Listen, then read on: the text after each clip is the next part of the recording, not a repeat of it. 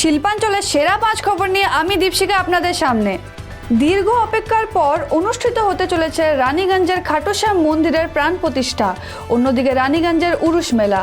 আসন্ন এই উৎসব উপলক্ষে রানীগঞ্জ থানার উদ্যোগে মঙ্গলবার অনুষ্ঠিত হয় সমন্বয় সভা।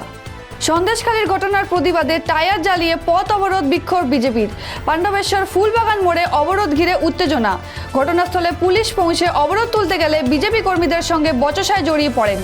আসানসোলের নরসিংহবাদের সরস্বতী পুজো মণ্ডপের উদ্বোধন হলো মঙ্গলবার। অনুষ্ঠানে তরুণ সংঘ ক্লাব ও পাঠাগারের আয়োজনে এক সাংস্কৃতিক অনুষ্ঠানের আয়োজন করা হয়। তরুণ সংঘ ক্লাব ও লাইব্রেরির পক্ষ থেকে অনেকেই উপস্থিত ছিলেন এই অনুষ্ঠানে। মঙ্গলবার বাম শ্রমিক সংগঠন সন্দেশখালীর ঘটনাসহ রাজ্য চলা বিভিন্ন দুর্নীতির বিরুদ্ধে আসানসোলে আইন অমান্য ও জেলে ভরো আন্দোলন। আসানসোল বিএনআর মোড়ে বামেদের বিক্ষোভ ঘিরে উত্তেজনা।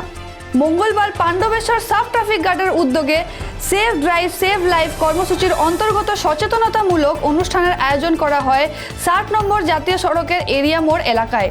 কর্মসূচির শেষে পড়ুয়াদের হাতে চকলেট তুলে দেন পাণ্ডবেশ্বর সাব ট্রাফিক গার্ডের অধিকারী AR এমন খান।